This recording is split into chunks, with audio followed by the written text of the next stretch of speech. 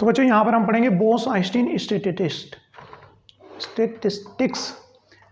इसको देखने से पहले आप लोग पीछे की सारी वीडियोस देख करके आओ तो थोड़ा सा बात अच्छे से समझ में आएगी, क्योंकि वहाँ पर हमने डिस्कस किया हुआ है कि डिस्टिंग्विश पार्टिकल किसे कहते हैं, इनडिस्टिंग्विश किसे कहते हैं, और कि माइक्रो स्टेट क्या होती है, मैक्रो स्टेट क्या होती हैं। उनको सबको समझोगे धीरे धीरे, फिर नंबर किस तरह से कैलकुलेशन करते हैं नंबर ऑफ माइक्रो स्टेट की, वो सारा यूज़ यहाँ पर होने वाला है। फिर हमने देखा है कि मैक्रो स्टेट कौन सी डोमिनेंट रहेगी, मैक्रो स्टेट कौन सी डोमिनेंट रहेगी जिसमें नंबर ऑफ माइक्रो स्टेट सबसे ज़्यादा हो। तो कोई भी सिस्टम होता है वो डोमिनेंट सिस्टम रहता है जिसमें नंबर वो मैक्रो स्टेट डोमिनेंट करती है जिसकी number of micro state maximum होती हैं। जैसे कि पिछली वीडियो में हमने देखा है कि जो है 2 डाइस को अगर थ्रो किया था तो 7 नंबर आने वाला जो क्या था वो डोमिनेंट था उसमें। चलो ठीक है, मुझे उम्मीद है आपने वो देखी होंगी। यहाँ पर हम बात करें बोस-आइंस्टीन स्टैटिस्टिक्स की, तो 3 तरह के पार्टिकल्स होते हैं बच्चों। पहले स्टार्टिंग में हमने बताया कौन से डिस्टिंग्विशेबल पार्टिकल और इनडिस्टिंग्विशेबल पार्टिकल। तो डिस्टिंग्विशेबल पार्टिकल्स हैं और इनडिस्टिंग्विशेबल पार्टिकल्स हैं। डिस्टिंग्विशेबल पार्टिकल्स जो थे किस तरह के, क्लासिकल पार्टिकल्स थे। नॉन डिस्टिंग्विशेबल पार्टिकल कौन से थे, वो थे बच्चों जो है क्वांटम पार्टिकल्स को हम बोलते हैं। तो यहाँ पर फर्मियोन्स जो हैं उनको मैंने बोला है कि ये एसी कंपार्टमेंट में बैठेंगे, ये थोड़े से वीआईपी हैं। इनको वीआईपी क्यों बोल रहा हूँ मैं, क्योंकि यहाँ पर लगता है पाउली एक्सक्लूसिव प्रिंसिपल। ये एक पार्टिकल ऑक्यूपाई वन स्टेट, एक पार्टिकल केवल एक ही स्टेट में बैठेगा, थोड़े से वीआईपी टाइप के हैं। कैसे हैं, नॉन डिस्ट्रीब्यूसेबल है, इसे मैंने इनको जो एसी कंपार्टमेंट में बैठाया। और इनका किस तरह से यहाँ पर डिस्ट्रीब्यूशन होना है, कौन सी सीट पर कितने बैठेंगे, किस तरह से कितने अरेंजमेंट उनके हो सकते हैं, कौन सा डोमिनेंट यहाँ पर जो है कन्फिगरेशन होगी, तो उसको जानने के लिए क्या चलेगा, फर्मी-डिराक स्टैटिस्टिक्स, जो इसके बाद पढ़ेंगे हम। इस समय क्या पढ़ने जा रहे हैं हम, बोस-आइंस्टीन स्टैटिस्टिक्स। ये किस पे अप्लाई होती है बच्चों, बोसोन पार्टिकल पे अप्लाई होती है। ये नहीं, मैंने स्लीपर कंपार्टमेंट, थोड़े से कम वीआईपी टाइप्स हैं ये। कैसे हैं, नॉन डिस्ट्रीब्यूसेबल है, जिनको डिस्ट्रीब्यूट नहीं किया जा सकता। एक स्टेट में एक से ज़्यादा बैठ सकते हैं, एक स्टेट में एक से ज़्यादा ऑक्यूपाई कर सकते हैं। इससे पहले जो हमने पढ़ी है वो मैक्सवेल पढ़ी है। वो किस तरह के पार्टिकल पे एप्लीकेबल थी बच्चों, जो डिस्ट्रीब्यूसेबल पार्टिकल्स होते हैं। वो तो जनरल डिब्बे टाइप से थी, एक के ऊपर एक बैठ जाते हैं, जैसे कि हम ट्रेन में देखते हैं। चल तो एक काफ़ी सारी भीड़ जो जनरल कंपार्टमेंट में बैठती है। तो ये जो है one state can occupy many particles. ठीक है, तो आज हम पढ़ने जा रहे हैं बोस-आइंस्टीन स्टैटिस्टिक्स। ठीक है, तो यहाँ पर भी क्या देखना है हमें, कितने तरह से डिस्ट्रीब्यूशन हो सकता है बोसोन पार्टिकल्स का। तो यहाँ पर भी डिस्ट्रीब्यूशन देखना है पहले की तरह, मैक्सवेल की तरह से ही। लेकिन यहाँ पर डिफरेंस किस चीज़ से आया, मैक्सवेल में जो पार्टिकल्स थे वो डिस्टिंग्विशेबल थे, लेकिन यहाँ पर जो पार्टिकल्स हैं उन इनडिस्टिंग्विशेबल हैं। तो यहाँ पर number of way to calculate the micro state change हो जाएगा उसका फार्मूला। तो इसका फार्मूला पहले देखेंगे कि किस तरह से नंबर ऑफ माइक्रो स्टेट हम निकाल सकते हैं, है ना। पहले थोड़ी बेसिक बात करते हैं, फिर आगे बढ़ते हैं। तो यहाँ पर इन पार्टिकल्स का डिस्ट्रीब्यूशन देखना है हमें कहाँ, एनर्जी लेवल्स पे। तो इनका डिस्ट्रीब्यूशन उसी तरह से है कि ये जो पार्टिकल्स हैं इस चैम्बर के अंदर सबकी एनर्जी सेम नहीं होगी। जो बोसोन पार्टिकल है कुछ की एनर्जी ज़्यादा होगी, कुछ की कम एनर्जी होगी। तो कहने का मतलब वो हमने यहाँ पर डिवाइड कर दिए एनर्जी लेवल्स में। तो ये जो पार्टिकल्स हैं किसकी एनर्जी इस लेवल की हैं, कितने पार्टिकल्स इस लेवल पर हैं, कितने पार्टिकल्स इस लेवल पर हैं। तो जो फाइनल फार्मूला आएगा वो हमें यही बताएगा कि इस एनर्जी लेवल में कितने पार्टिकल्स हैं और इस एनर्जी लेवल में कितने पार्टिकल्स हैं। जैसे कि सेम कंट्री में इतनी सारी, ये इंडिया बनाई हुई है मैंने, जिसके अंदर क्या है लोग हैं, तो सबकी इनकम सेम नहीं है, कुछ डिस्ट्रीब्यूशन है इनकम का। तो यहाँ पर ये मैंने जो है इनके इनकम के लेवल्स बना दिए। जैसे यहाँ मैंने कहा कि सबकी एनर्जी पार्टिकल्स की सेम नहीं होगी, कुछ इस लेवल पर हैं, कुछ इस लेवल पर हैं। यहाँ पर भी लोगों की इनकम क्या है, सेम नहीं है। कुछ की इनकम क्या है 1 लाख है, कुछ की 2 लाख के लेवल पर, कुछ की 3 लाख के लेवल पर है। तो लोगों किस तरह से बटे हुए हैं, कितने पीपल हैं कि वो 1 लाख वाले लेवल पर हैं, कितने लोग हैं कि 2 लाख वाले लेवल पर हैं, कितने लोग हैं कि वो 3 लाख पर हैं। इनका डिस्ट्रीब्यूशन इनकम के हिसाब से किस तरह से है। तो यहाँ पर भी हम क्या देखते हैं, इनका डिस्ट्रीब्यूशन एनर्जी के हिसाब से किस तरह से है। कितने पहले लेवल पर है, कितने दूसरे पर, किस तरह से एनर्जी में वो डिस्ट्रीब्यूटेड हैं। यहाँ पर क्या मान के चलते हैं कि क्लोज सिस्टम है, नंबर ऑफ पार्टिकल्स जितने हैं वो सेम है, एन क्या है, कांस्टेंट मान के चलते हैं कि क्लोज सिस्टम है तो एन क्या रहेगा, कांस्टेंट रहेगा। दूसरा हम क्या मानते हैं, दूसरा हम मानते हैं कि एनर्जी सेम है, टोटल एनर्जी, क्लोज सिस्टम है कांस्टेंट टेम्परेचर पर, तो एनर्जी तो टेम्परेचर का फंक्शन है, टोटल एनर्जी भी क्या मानते हैं, कांस्टेंट मानते हैं। ठीक है, तो इसमें जो रखे हुए होंगे इनका कॉन्फ़िगरेशन क्या होगा, मैक्रोस्टेट, कौन सी मैक्रोस्टेट डोमिनेंट होगी, एक पर्टिकुलर एनर्जी लेवल है तो यहाँ पर इस तरह से डिस्ट्रीब्यूटेड हो सकते हैं, 2 यहाँ पर, 1 यहाँ पर, 2 इस लेवल पर, लेकिन इतनी ही एनर्जी रखने वाली दूसरी मैक्रोस्टेट भी हो सकती हैं, जैसे कि मैक्सवेल बोल्ट्जमैन में हमने देखा था, इतनी ही एनर्जी रखने वाले दूसरे मैक्रोस्टेट भी हो सकती हैं। लेकिन डोमिनेंट कौन सी करेगी, यहाँ पर डोमिनेंट वो करेगी जिसके अंदर मैक्सिमम नंबर ऑफ माइक्रोस्टेट हो, वो मैक्रोस्टेट डोमिनेंट रहेगी जिसके अंदर क्या हो, मैक्सिमम नंबर ऑफ माइक्रोस्टेट हो। तो माइक्रोस्टेट निकालने का फार्मूला क्या है, यहाँ पर ये फार्मूला है, इसको समझेंगे हम थोड़ा सा यहाँ तक कैसे पहुँचे, पहले इसको करते हैं फिर इससे आगे का मैथ स्टार्ट हमारा होगा। तो यहाँ पर क्या मान रहे हैं, E0 energy level, E1 energy level, E2 energy level और E3 एनर्जी लेवल है, जिनमें एनर्जी लेवल मतलब इनकी जो एनर्जी उसके कुछ लेवल्स यहाँ बना दिए। सपोज N0 इस एनर्जी लेवल में, N1 particles E1 energy level में, N2 particle E2 energy level में और N3 particle E3 energy level में। वो पहले एनर्जी लेवल की डीजनरेसी क्या है, G0 है, दूसरे लेवल की डीजनरेसी क्या है, G1 है, तीसरे क्या है, G2 है, एंड सो ऑन। तो 1 बाय 1 इसको समझते हैं। पहले देखते हैं कि डिस्ट्रीब्यूशन हम इस तरह के पार्टिकल्स का जो कैसे हैं, डिस्ट्रीब्यूसेबल पार्टिकल्स हैं और एक स्टेट पे कितने भी नंबर ऑफ पार्टिकल्स बैठ सकते हैं, तो उसका फार्मूला किस तरह से निकालते हैं हम। पार्टिकल्स जो हैं बच्चों कैसे हैं, इनडिस्ट्रीब्यूसेबल पार्टिकल्स हैं,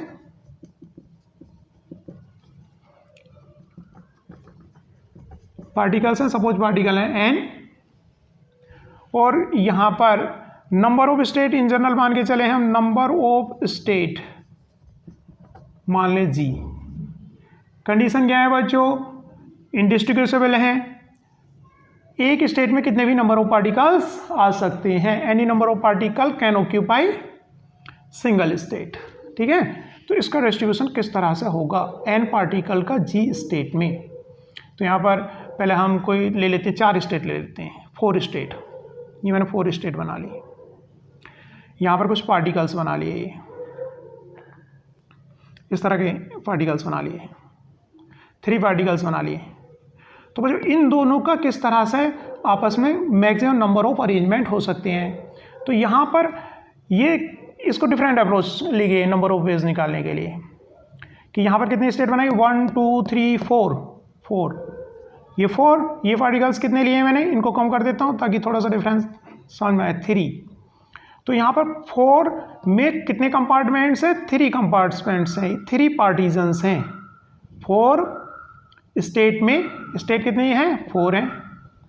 तो यहाँ पर जो पार्टीजन्स हैं, पार्टीजन वाले ये इन पार्टीजन की बात कर रहा हूँ, 4 स्टेट हैं तो 3 पार्टीजन है इन जनरल। अगर स्टेट मान लिए कितनी है, G है, तो पार्टीजन कितने होंगे, G-1। तो अब क्योंकि इनको कितनी तरह से अरेंज कर सकते हैं, तो 2 तरह के पार्टिकल्स हो गए यहाँ पर, एक तो 3 कंपार्टमेंट्स, ये 3 पार्टीजन्स, ये वाले जो पार्टीजन है, 4 स्टेट थी तो पार्टीजन आपस में इनको पार्ट करने वाले कितने, 3 हैं, और ये 3 मॉलिक्यूल्स हो गए। तो इन दोनों, ये 2 तरह के एक तरह से आइटम हो गए, तो इनको नंबर ऑफ वेज किस तरह से रीअरेंज कर सकते हैं, कितने डिफरेंट अरेंजमेंट हो सकते हैं। तो बच्चों यहाँ पर ये 3 तरह के हैं और ये भी 3 तरह के हैं, तो जो नंबर ऑफ अरेंजमेंट होंगे वो कितने होंगे, जितने आइटम होते हैं 6 फैक्टोरियल होंगे। ये कहाँ से समझे हम इसको, अभी देखते हैं। तो यह कहने का मतलब ये है, कितने तरह के, कितने टाइप के हो गए, मान लीजिए G स्टेट है, N पार्टिकल्स हैं, टोटल पार्टिकल कितने हैं, N है, तो टोटल जो आइटम्स हो गए, क्योंकि G स्टेट है तो एक तो हो गए G-1 तो हो गए पार्टीजन, क्योंकि स्टेट 4 है तो उसके पार्टीजन क्या होंगे, 3 होंगे। ठीक है, तो G-1 तो हो गए नंबर ऑफ पार्टीजन्स, वो पार्टिकल कितने n। तो टोटल इनके जो अरेंजमेंट हो सके इतने फैक्टोरियल्स हो सकते हैं। कहाँ से पता चल रहा है, पहले हम पढ़ चुके हैं, जैसे कि मैंने स्टार्टिंग की वीडियो में बताया रोज है, तो इससे कितने डिफरेंट वर्ड्स बनाए जा सकते हैं जितने इसके लेटर्स हैं, 1 2 3 4 फैक्टोरियल। एक वर्ड्स वहाँ पे लिया था हमने डोर, कितने इसके डिफरेंट वर्ड्स बनाए जा सकते हैं, 4 फैक्टोरियल। लेकिन क्योंकि ओ के अरेंज करने पर, रीअरेंज करने पर, एक्सचेंज करने पर डिफरेंट वर्ड्स नहीं बनते, तो यहाँ पर 4 फैक्टोरियल में तो ओ को डिफरेंट होंगे तब उतने बनेंगे टोटल न्यू अरेंजमेंट्स। लेकिन इसमें जो सेम है तो उसको नीचे डिवाइड कर देते हैं 2 फैक्टोरियल। एक वर्ड्स हमने लिया था वहाँ पर इंस्टीट्यूट, तो यहाँ पर कितने वर्ड्स थे, 1 2 3 4 5 6 7 8 9, 9 लेटर्स थे, तो 9 डिफरेंट अरेंजमेंट हो सकते थे इनके। लेकिन यहाँ पर टी आ रहा था 3 टाइम और आई आ रहा था 2 टाइम, तो यहाँ पर क्योंकि इनके एक्सचेंज करने पर नए वर्ड्स नहीं बनेंगे तो सेम चीज़ आ जाती है, उसे डिवाइड कर दें 3 फैक्टोरियल अपॉन 2 फैक्टोरियल। ये ताकि वो जो हमने एक्स्ट्रा काउंट कर लिए थे उनको हटाने के लिए डिवाइड कर देते सेम का। आई के लिए आ गया, आई है 2 तो 2 फैक्टोरियल, टी है 3 टाइम सेम है तो 3 फैक्टोरियल। तो यहाँ पर क्या हुआ, जैसे ये टोटल लेटर्स थे तो टोटल आइटम कितने हो गए, यहाँ पे 6 कर दिया 6 फैक्टोरियल। या यहाँ पे कहें इन जनरल n पार्टिकल्स हैं लेकिन टोटल स्टेट कितनी है g, तो उनको डिवाइड करने वाले जिनके साथ रीअरेंज कर सकते हैं वो तो उनके पार्टीजन्स रहेंगे। पार्टीजन्स के साथ में हम इनको क्या कर सकते हैं, फर्दर रीअरेंज कर सकते हैं। तो टोटल जो पार्टीजन्स होंगे जितनी स्टेट है उनसे कम होंगे G-1। और कितने पार्टिकल्स हैं, टोटल पार्टिकल इन जनरल लेके चल रहे हैं n, तो टोटल आइटम कितने हो गए n प्लस G-1, जैसे कि इंस्टीट्यूट में कितने हैं, टोटल 9 है। तो उनके डिफरेंट आगे पीछे करने पर डिफरेंट चीज़ें बन रही होंगी। लेकिन क्योंकि पार्टीजन भी सेम है, जो पार्टीजन सेम हैं, जैसे कि यहाँ पर हमने डिवाइड किया था 3 फैक्टोरियल से, क्योंकि टी सेम था, उनके एक्सचेंज करने पर नया वर्ड्स हमारा नहीं बनेगा। तो ऐसे ही क्योंकि पार्टिकल्स जो हैं, पार्टिकल क्या है, सेम है, क्योंकि यहाँ पे बात करें बोसॉन की, और बोसॉन पार्टिकल कैसे हैं, इंडिस्ट्रीब्यूसेबल है, तो हमें क्या करना पड़ेगा, n फैक्टोरियल से डिवाइड करना पड़ेगा। और पार्टीजन्स भी क्या है, सेम है, मतलब एक पार्टीजन को दूसरे पार्टीजन से एक्सचेंज करेंगे तो हमें नया कन्फिगरेशन नहीं मिल रहा होगा, सेम माइक्रोस्टेट मिल रही होगी, तो उससे भी यहाँ पर क्या करेंगे, डिवाइड करेंगे G-1 फैक्टोरियल। ठीक है, जैसे कि यहाँ पे डिवाइड किया है हमने टी 3 आई है तो 3 फैक्टोरियल, आई 2 आई है तो 2 फैक्टोरियल। तो यहाँ मतलब यहाँ पर हो गया हमारा n पार्टिकल्स को G स्टेट में अगर डिस्ट्रीब्यूट करना है तो टोटल नंबर ऑफ जो वे होंगे उनको रीअरेंज करने के वो कितने होंगे, इतने वे होंगे। चलो इससे आगे देखते हैं फिर, मुझे उम्मीद है ये बात समझ में आ गई होगी। तो यहाँ पर टोटल जो पार्टिकल्स n हैं उनको हम कर रहे हैं, उनमें से n0 पार्टिकल्स को कहाँ डिस्ट्रीब्यूट कर रहे हैं, E0 लेवल में। मतलब n0 पार्टिकल्स को यहाँ पर डिजनरेसी कहला रही है, जो स्टेट सेम एनर्जी वाली स्टेट होती हैं वो क्या कहलाती है, डिजनरेट स्टेट कहलाती है। इस एनर्जी लेवल में कितनी है, G0 स्टेट है, n0 पार्टिकल्स को G0 स्टेट में क्या करना है, डिस्ट्रीब्यूट करना है ना। तो उसके लिए क्या तरीका होगा, इसके लिए यहाँ पर n0 पार्टिकल्स को G0 में, तो इसके लिए कितने वे हो जाएंगे, G0 plus n0 plus G0 minus 1 factorial, क्योंकि नंबर ऑफ पार्टिकल्स क्या है, इंडिस्ट्रीब्यूसेबल हैं, तो n फैक्टोरियल इंटू क्या आ जाएगा, G0 माइनस 1 फैक्टोरियल आ जाएगा। ठीक है, ऐसे ही इस स्टेट में कितने n1 पार्टिकल्स को डिस्ट्रीब्यूट करना है, कितनी स्टेट में, G1 स्टेट में। G1 क्या है, डिजनरेसी मतलब नंबर ऑफ स्टेट, हम यहाँ पर देख लेंगे, अभी नीचे मैं बता दूंगा कि डिजनरेसी का क्या मतलब है। तो यहाँ पर इनको डिस्ट्रीब्यूट करने के कितने वे हो सकते हैं, कितने हो सकते हैं, टोटल जिनके n पार्टिकल्स हैं n1, G1 क्या है, यहाँ पर स्टेट है, तो प्लस क्योंकि उनके पार्टीशन कितने होंगे, G1 माइनस 1 फैक्टोरियल, टोटल वे हो गए। लेकिन n1 पार्टिकल कितने हैं, कैसे हैं, इंडिस्टिंग्विशेबल हैं, तो डिवाइड करना पड़ेगा हमें n1 फैक्टोरियल से और g1 माइनस 1 फैक्टोरियल से डिवाइड करना पड़ेगा एंड सो ऑन। तो कहने का मतलब तरीके कितने वे हो गए। नेक्स्ट क्या हो गया, ये इंटू ये, तो ये आपस में मल्टीप्लिकेशन करते हैं, जैसा कि स्टार्टिंग में मैंने बताया जब नंबर ऑफ माइक्रोस्टेट निकालने में कि आपस में क्या करते हैं, मल्टीप्लिकेशन करते हैं। कुछ वे ये हैं प्लस इतने तरीके हैं एंड दिस मस्ट वे, तो क्या होते हैं आपस में इनका क्या होता है, मल्टीप्लिकेशन होता है। तो नेक्स्ट क्या हो गया, n1 plus g1 minus 1 factorial upon n1 factorial into n1 factorial into g1 minus 1 factorial and so on. इसके लिए सेम वे में तो जो मल्टीप्लिकेशंस को हमको इन जनरल किस तरह से लिख सकते हैं, जैसे कि जो है एडिशन को हम किससे लिखते हैं, सिग्मा से। ऐसे ही मल्टीप्लिकेशन में टर्म्स हैं उनको लिख देते हैं हम पाई से। तो इन मल्टीप्लिकेशन टर्म को हम पाई से लिख सकते हैं, पाई आई। बाकी इन जनरल इसको क्या लिख दें, N I plus ji i minus 1 upon n I factorial ji i minus 1 factorial. तो ये चीज़ यहाँ पर लिखी हुई है, number of base, total number of base मतलब थर्मोडायनेमिक प्रोबेबिलिटी। तो ये वाला फार्मूला इस तरह से आया है।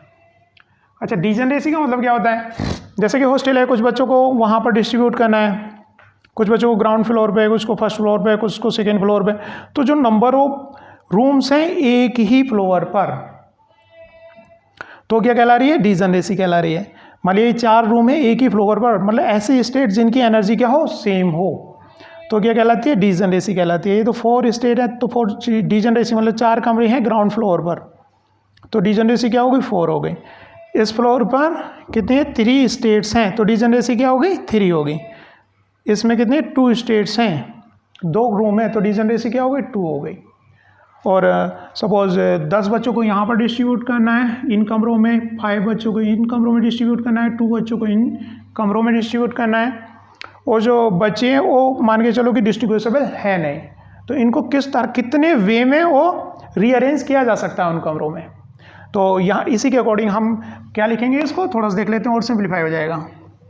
तो बीच के जो कंपार्टमेंट है, तो यहाँ पर लिखेंगे 10 फैक्टोरियल, यहाँ पर क्या लिखेंगे 10 जो है n0 हो गया, बच्चे हो गए कितनी स्टेट में 1 2 3 4, तो प्लस 3 4 माइनस 1, इतने पार्टीजन्स हो गए। जो बच्चे आएंगे उनको पार्टीजन किया जा सकता है इतने में, तो उनका टोटल रीअरेंजमेंट इतना फैक्टोरियल अपॉन n फैक्टोरियल, मतलब बच्चे जितने 10 फैक्टोरियल इंटू हो जाएगा 4 minus 1 factorial and so on. ठीक है, तो इस तरह से हम देख सकते हैं किस तरह से। तो डिजनरेसी यहाँ पर क्या हो गई, जितने रूम्स हो गए एक ही फ्लोर पर। तो इस तरह से ये निकला है यहाँ पर। ठीक है बच्चों, तो इसके आगे हम बढ़ते हैं। इसे क्या करना है, मैक्सिमाइज करना है। तो आगे सिंपल मैथ हम पहले की तरह मैक्सवेल के लिए की तरह से यहाँ पर लगाएंगे। कहने का मतलब पहले लॉग लेंगे इसका और फिर लॉग को क्या करेंगे, मैक्सिमाइज करेंगे।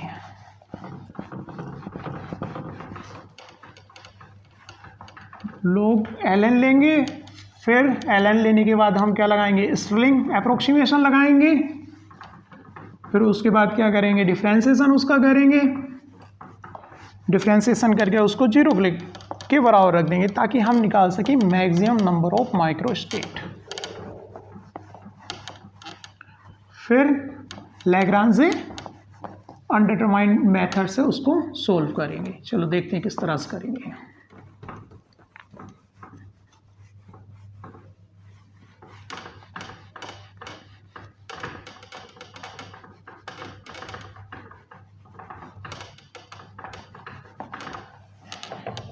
तो क्या करना है बच्चों, इसका टेकिंग लॉग, तो इसको इक्वेशन 1 बोल दें हम। इसका लॉग ले लेते हैं, taking log of the equation, taking log of the above equation. तो ln w इक्वल टू हो जाएगा, पाई जो है बच्चों सम में चेंज हो जाएगा, है ना। पहली वीडियो में हमने बात की है। तो पाई क्या हो जाएगा, लॉग लेने पर सम में चेंज हो जाता है। फिर से बताऊं, ln a इंटू बी किस में चेंज हो जाता है, ln a plus ln b, है ना, मल्टीप्लिकेशन सम में चेंज हो जाती है। तो यहाँ पर से मल्टीप्लाई वाली टर्म किस में चेंज हो जाएंगी, सम में चेंज हो जाएंगी। समेशन आई एल एन, तो ऊपर वाली टर्म लिख दी N I plus ji i minus 1 factorial minus summation को बाहर क्योंकि सबके साथ समेशन है L N N I factorial, क्योंकि नीचे आ रही है तो ऊपर जाकर के टर्म किस में हो जाएगी, माइनस में हो जाएगी लोग लेने पर। L N G i minus 1 factorial. तो बच्चों क्योंकि यहाँ पर एन आई एंड जी आई काफ़ी बड़ी टर्म है, ये क्या काफ़ी बिग टर्म है। नंबर ऑफ पार्टिकल्स काफ़ी अवोगाद्रो ले रहे हैं 10 की पावर 23, ये लार्जर है, कितनी ज़्यादा है, 1 से बहुत ज़्यादा लार्जर है। तो मतलब हम वी कैन नेगलेक्ट द 1, ये जो 1 है इसको हम क्या कर सकते हैं, नेगलेक्ट कर सकते हैं। यहाँ पर ये जो 1 है इनको नेगलेक्टिंग 1, तो 1 को हम नेगलेक्ट कर सकते हैं इनके कंपैरिजन में। तो इक्वेशन क्या बन गई, summation I L N N I plus ji I factorial minus L N N I factorial minus L N G I factorial, ये टर्म हो गई। ठीक है, अब यूजिंग स्टिलिंग अप्रोक्सीमेशन, अब स्टिलिंग अप्रोक्सीमेशन क्या था, एल एन एन फैक्टोरियल को हम क्या लिख सकते हैं, N L N N minus N लिख सकते हैं। तो जहाँ जहाँ फैक्टोरियल, यहाँ पर फैक्टोरियल है, यहाँ पर फैक्टोरियल है, यहाँ पर फैक्टोरियल है, तो इस तरह से इसको ओपन करेंगे स्टिलिंग अप्रोक्सीमेशन लगा करके। चलो summation i n I plus ji i L n I plus ji i minus n I plus ji i कर दिया है ना, एल एन एन फैक्टोरियल, तो एन फैक्टोरियल इसको मान लिया, n L N N minus n, n L N N minus n. Same है, मैं इन दोनों को भी ओपन करके लिख रहा हूँ मैं, n i L N N i, क्योंकि माइनस आता है तो माइनस आ गया तो उसको प्लस लिख दूंगा, प्लस एन आई। सेम है, मैं इसको भी ओपन अप किया है मैंने, माइनस जी आई, यहाँ पर ये फैक्टोरियल ही आई है, आई एन आई लिख रहा हूँ, इसको फैक्टोरियल में समझो है ना, फैक्टोरियल तो उससे हमने हटा दिया n i, g i L N G i plus ji i. ठीक है, कुछ टर्म कटेंगे यहाँ पर, कौन सी, एन आई से एन आई कट गया, प्लस में जी आई से जी आई कट गया, तो यहाँ पर कितने क्या टर्म आ गई, summation i n I plus ji i, बाकी कट गए उनको वापस रिपीट लिख देता हूँ जो कट गए हैं उससे अलग, g i minus n i L N N i minus g i L N G i. तो बच्चों यहाँ पर क्या करेंगे, ये हो गया एल एन डब्ल्यू का लोग ले लिया हमने, और क्या कर दिया, स्टिलिंग अप्रोक्सीमेशन लगा के इक्वेशन ले आए। अब यहाँ पर हम क्या करने वाले हैं, मैक्सिमम करने वाले हैं इसको, जो ये नंबर ऑफ वेज हैं ये मैक्सिमम किस तरह से किए जाएं। तो मैक्सिमम कैसे किए जाएंगे, इसका मैक्सिमम कंडीशन लगा के इसको डिफ्रेंशिएट करें और क्या कर दें, डिफ्रेंशिएट करें इज इक्वल टू 0 रख दें। तो यहाँ पर कुछ चीज़ जाने वाली है कि जी आई वेरिएबल नहीं है और टोटल नंबर ऑफ पार्टिकल्स हैं वो भी वेरिएबल नहीं है। जैसे कि हॉस्टल हो गया, हॉस्टल में जो नंबर ऑफ रूम्स है, नंबर ऑफ रूम ही तो डिजनरेसी है 3 बच्चे ऊपर नीचे हो सकते हैं, एन आई वेरिएबल है कि एक स्टूडेंट यहाँ से ऊपर चला गया, ऊपर वाला नीचे आ गया, लेकिन जो नंबर ऑफ रूम्स है वो फिक्स है, वो कांस्टेंट है। तो यहाँ पर जो डिजनरेसी है जी जो है ना, जी क्या है यहाँ पर, नंबर ऑफ रूम्स, ऐसे स्टेट है वहाँ पर एक एनर्जी लेवल पर हैविंग सेम एनर्जी, तो डिजनरेसी कहला रही है। डिजनरेसी क्या है, कांस्टेंट है, डिजनरेसी क्या है, कांस्टेंट है। तो कांस्टेंट का डिफरेंशिएशन क्या होता है, 0 होता है, कांस्टेंट का डिफरेंशिएशन 0 होता है। तो यहाँ पर ये वाली टर्म क्या हो जाएगी, डिफरेंशिएट करेंगे तो पूरी की पूरी टर्म को हम यहाँ पर नहीं लिखेंगे, ये सारी की सारी क्या हो जाएगी, 0 हो जाएगी। ऐसे यहाँ पर देखेंगे, यहाँ पर दूसरी टर्म यहाँ पर वेरिएबल है, चलो तो इसको हम क्या करते हैं, डिफ्रेंशिएट करते हैं। तो डिफ्रेंशिएट है ना, डिफ्रेंशिएटिंग अबव इक्वेशन।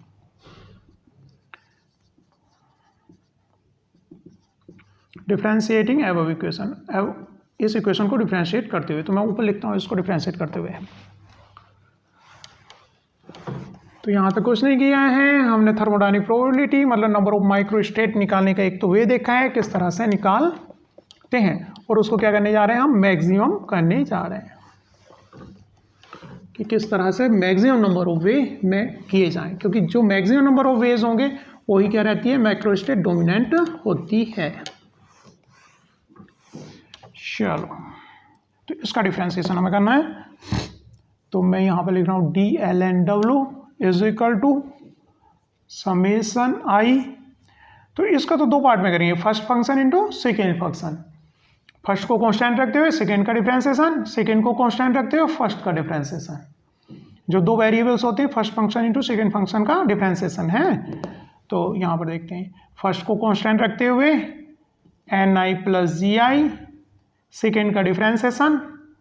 तो बच्चों DLN x का डिफ्रेंसिएशन क्या होता है, 1/x dx होता है। ठीक है, इस वे में करेंगे। और differentiation first function into second function का हम किस तरह से करते हैं, अगर डिफ्रेंसिएशन दो फंक्शन दिए हो तो फर्स्ट को कांस्टेंट रखते हुए सेकेंड का डिफ्रेंसिएशन प्लस सेकेंड को कांस्टेंट रखते हुए फर्स्ट का डिफ्रेंसिएशन। तो इस तरह से यहाँ पे मैं लिख रहा हूँ।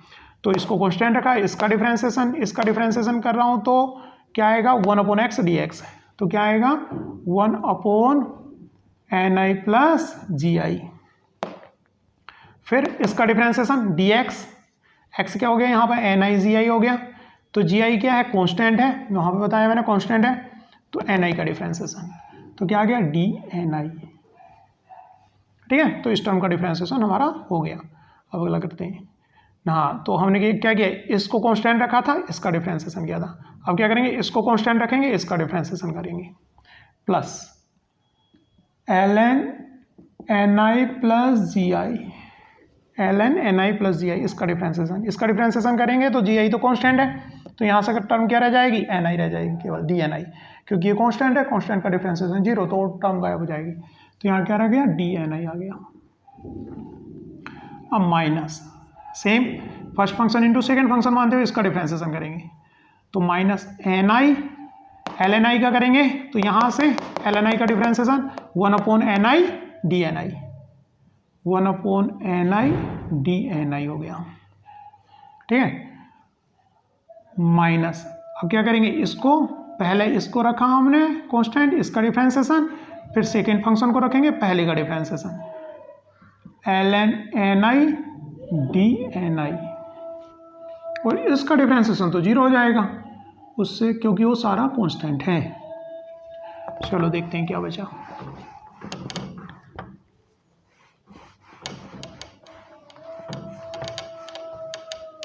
तो यहाँ पर NI प्लस GI को आप आपस में क्या कर दो, क्रॉस आउट कर दो। ऐसे NI भी आपस में क्रॉस आउट हो गए।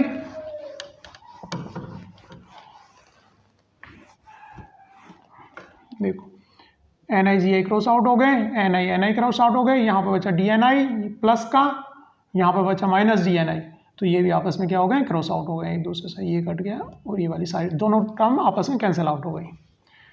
तो यहाँ पर क्या बचा, DLN इज इक्वल टू आया ln NI plus GI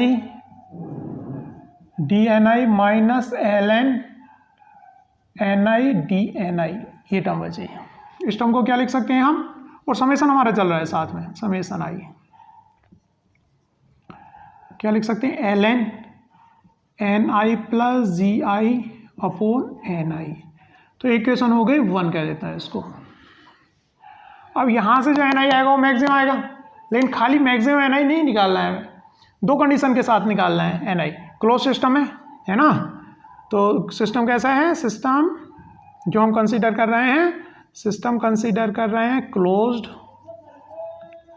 and at constant temperature की बात करें, एट कांस्टेंट टेम्परेचर में, तो दो कंडीशन हो जाती है। क्लोज सिस्टम है तो जो नंबर ऑफ पार्टिकल्स हैं उनका सम क्या है, टोटल n है।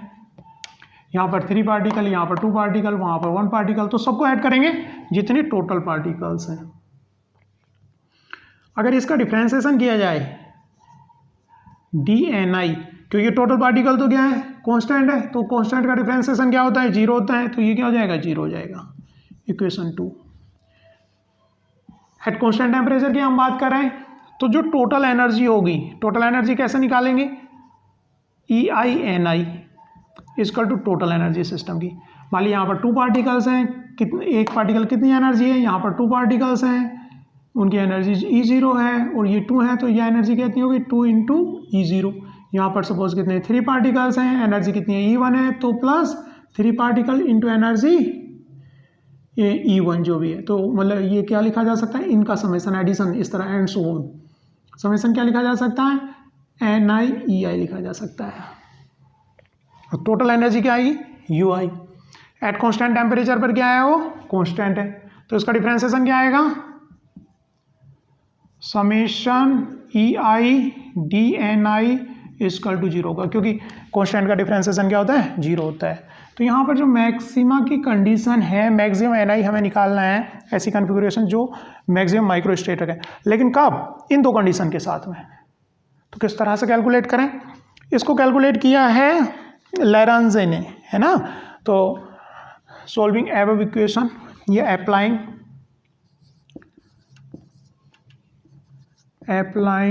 लैग्रांजे undetermined multiplier method on equation 1, 2, 3, 1, 2 and 3, इन तीनों पे अप्लाई करते हैं। तो क्या है, हम किसी कांस्टेंट से इसको मल्टीप्लाई करते हैं, ये इक्वल टू 0 है, ये भी इक्वल टू 0 है, दूसरे कांस्टेंट से अनडिटरमाइंड मल्टीप्लायर से जो कि डिटरमाइन नहीं किया गया, मल्टीप्लायर किससे मल्टीप्लाई कर दें और तीनों को ऐड कर दें, ठीक है। मान लीजिए इसको मैं माइनस से मल्टीप्लाई कर दूंगा, तो ये भी इक्वल टू क्या है, 0 है। मैक्सिमम कंडीशन में क्या होता है, डिफरेंशिएशन इक्वल टू 0, तो DLNW क्या है मैक्सिमम कंडीशन में, वो भी 0 ले रहे हैं हम। तो इन तीनों इक्वेशन को, इनको 2 कांस्टेंट से मल्टीप्लाई करके हम ऐड करके यहाँ पे लिख रहे हैं, जो कि मैं ऊपर लिख रहा हूँ।